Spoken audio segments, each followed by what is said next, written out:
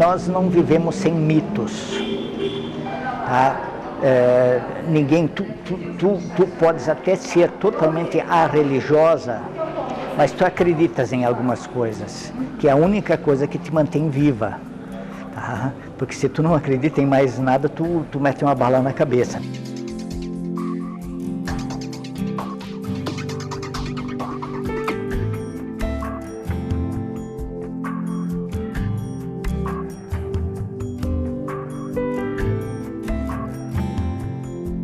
Em primeiro lugar, as palavras, né? Gringos e alemães. Gringos aqui são descendentes de italianos e eu falo alemãos, não alemães, porque são essas pessoas que têm de origem alemã aqui e tal.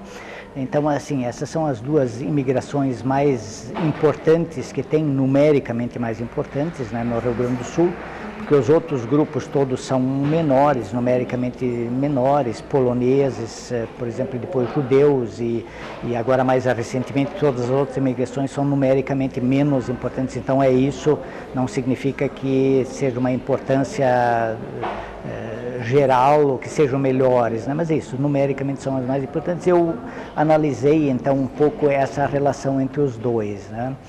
E o interessante é o seguinte, quando os italianos começaram a chegar, 50 anos depois que os alemães já tinham chegado aqui, a gente encontra muitas notícias nos jornais, por exemplo, em língua alemã, dizer, bom, agora vem essa gente não presta, enfim, né? Só que isso durou muito pouco. Quando os primeiros conheceram Caxias, enfim, Caxias, Bento, enfim, as colônias ali, eles ficaram admirados e começaram a dizer, puxa vida, mas essa gente também sabe fazer coisas interessantes, essa gente é boa também. Então se estabeleceu essa relação, assim, essa opinião, apesar de que também sempre se encontra ainda algum resíduo, assim, dizer, mas tem algumas coisas que a gente sabe fazer melhor do que eles, né? Então, por exemplo, eu apresentei um estudioso, né? Um estudioso importante, e ele disse, se tu chega numa casa de um alemão, né, de um descendente de alemães, a casa está bem pintada, tem um jardim na frente com flores, se tu vai no fundo da casa tem uma horta, e quando tu chega na casa de gringo, não tem nada disso. Eles, nesse ponto, nós somos melhores, né? Então, esse tipo de coisa, assim, né, dessas relações, mas que, no geral, foram, eu diria, aquilo que parecia ser um problema lá no início, quando os alemães realmente disseram, pô, agora estão trazendo essa gente, né, não usava a palavra gringo na época, né, mas estão trazendo aquela gringalhada, digamos assim, né? Depois mudaram muito rapidamente de ideia e disseram, não, gente boa também como nós, assim, um pouco, né? Então é isso que eu trabalho, né? A identidade no sentido de que nós somos os dois grupos mais importantes aqui, e nós temos, eu inclusive apresentei assim alguns pedaços, né, de falas, onde diz, bom, esses dois grupos endireitaram o Rio Grande do Sul. O Rio Grande do Sul hoje não seria o que é se não houvesse esse tipo de imigração, né? Então essa identidade comum a nós dois, nós somos diferentes, nós temos coisas, nós temos comidas diferentes, nós temos canções diferentes, nós temos danças diferentes, nós temos, enfim, uma série de coisas que nos distinguem, mas nós temos essa identidade, nós seguramos esse estado e nós fizemos um pouco desse estado que ele é hoje. Quando a gente fala em alemão e italiano, a gente pensa, alemães a gente pensa São Leopoldo, Novo Hamburgo, Caí, Montenegro, Lajado, Estrela, Santa Cruz. E não é isso. Em primeiro lugar, a gente tem São Lourenço lá no sul, que ninguém se lembra, e depois a gente tem todo o povo, digamos assim, de Soledade para o oeste. Tá? E assim a gente também tem italianos para lá. Quando fala em italianos, a gente pensa aqui na Serra, e o máximo que as pessoas sabem é a quarta colônia lá em Silveira Martins, né, que hoje em dia é um monte de outros municípios, né? Mas se tu vai, por exemplo, lá, eu sou nascido em Tucunduva, tá? Que é um município perto de Santa Rosa. Lá todo mundo é gringo. Lá tem alguns poucos alemãos no meio, né? E convivem muito bem, né? Não tem também essa... Todos os lugares que eu conheço, né, onde está essa transição, há uma transição, eu diria, muito tranquila de um grupo para o outro. Enfim, eu não acho que há conflitos aqui, embates, assim.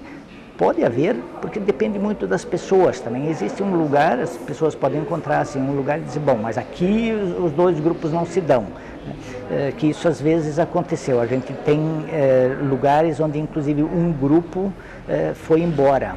A colonização era mista e um dos grupos foi embora. Hoje em dia só tem um determinado grupo. Isso, eu conheço casos aqui, por exemplo, no Vale do Taquari, tem casos desse tipo, assim. Mas isso não é a regra, isso é a exceção. E muitas vezes ela pode ter sido motivada também, não até por conflito, mas por tipo de coisa assim, ó. Os alemães eram luteranos e não tinha uma igreja luterana, então eles foram morar, comprar terras num lugar onde tinha perto da igreja, porque ali só havia uma igreja católica. As pessoas precisam de algumas coisas com as quais elas se identificam, que isso dá segurança para as pessoas. Tá? Então, claro, algumas pessoas acham que o nós é o partido, então se jogam totalmente, esquecem que são gringos ou que são alemães e investem em tudo. O nós é o partido, outros investem isso na religião, outros investem isso, sei lá, no futebol. O meu time, né, o Caxias ou Juventude é a minha vida, né?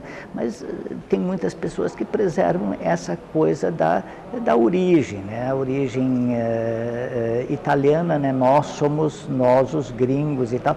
O grande problema é onde está o limite de um mito. Quando eu exagero no mito, o mito se torna uma coisa sagrada para mim e eu, digamos assim, eu parto para a briga pelo mito. Daí eu acho que fica problemático, mas enquanto as pessoas, há uma necessidade disso. Nós temos a famosa história dos centros de tradição gaúcha, né? Nós temos uma urbanização violentíssima. Em 1970 a gente teve meio a meio, população urbana e população rural, tá? E de 1970 até hoje, quer dizer, em 40 anos ou 45 anos, reduziu o rural para 15%. Tá? Então, o que tu tem? Tu tem uma população que perdeu a identificação com a natureza, com o rural, com a simplicidade, com o convívio pessoal. Né? Tu te lembras assim que a gente fala relações primárias, relações secundárias, quer dizer, a relação primária é da família, basicamente, as relações... E essas relações primárias na cidade se tornam cada vez menores. Porque no campo tu tem a relação com a tua igreja, com o grupo de dança, com a tua escola, enfim, com um monte de coisas, a família e tal, né? Com os primos, tu conhece todos os teus primos, e na cidade tu já perde essa relação. E o Rubem tenta mostrar isso um pouquinho. Os centros de tradição gaúcha têm essa função para muita gente. Aqui em Caxias é isso, ou enfim, em Bento, enfim, na região de colonização italiana, uma festa. Né? E eu acho que isso eu costumo dizer, quando a gringalhada, e agora não é uma palavra pejorativa, eu estou dizendo isso com essa palavra gringo, a gringalhada, assim, né, uma palavra de sentido positivo, né?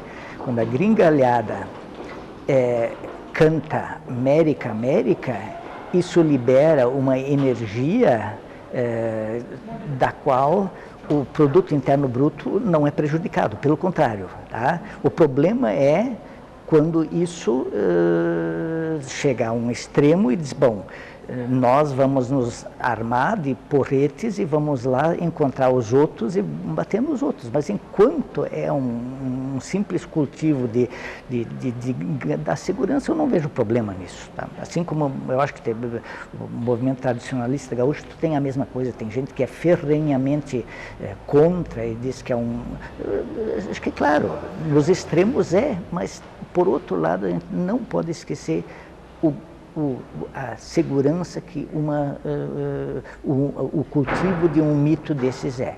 Lá é um mito do gaúcho, também, né, uma figura mitológica lá da história. Aqui é o mito de ser italiano, de ser alemão, de ser polonês, ou, enfim, esse tipo de coisa. É a minha opinião sobre isso.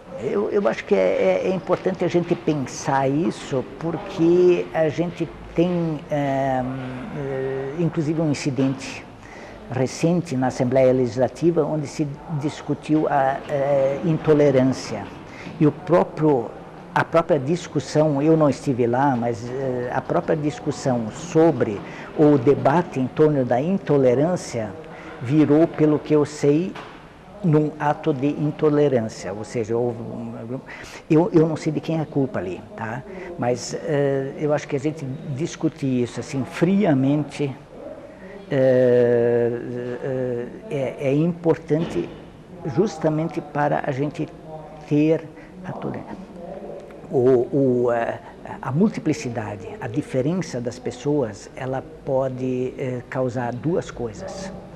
Ela pode causar conflitos, e aí a questão mais conhecida é uma sociedade plural em termos religiosos, ela pode ser conflituosa. Irlanda do Norte, só para citar um exemplo secular. Tá? Mas a pluralidade religiosa também pode ser um fator de que você conhece.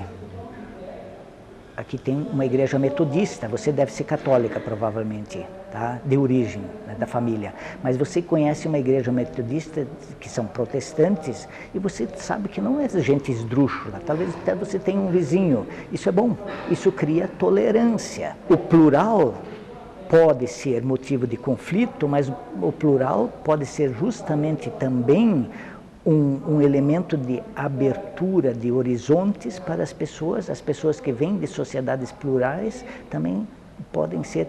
O problema é saber por que em determinados lugares o pluralismo vira violência, Irlanda do Norte, só para ficar nesse exemplo, não citar outros, ou justamente um lugar de... entra de novo o nível, digamos assim, moderados, na minha opinião, níveis moderados de cultivo da diferença do outro e tal, eles nos ajudam a tolerarmos o outro. O outro é diferente, né? Mas eu estou acostumado a conviver com diferentes. Tá? Não faz parte do meu, eu me nasci criando, né? No teu caso, teus vizinhos foram, digamos, estou apenas levantando uma hipótese, mas tu conviveste com crianças de uma outra religião, de uma outra confissão religiosa, metodistas, tá? E tu não estranha porque tu internalizou a diferença. Tá? Então, essa é a minha opinião, quer dizer, o ter a diferença e reconhecer e abordar, conversar sobre a diferença é que nos ajuda, digamos assim, a evitar a intolerância, a sermos tolerantes.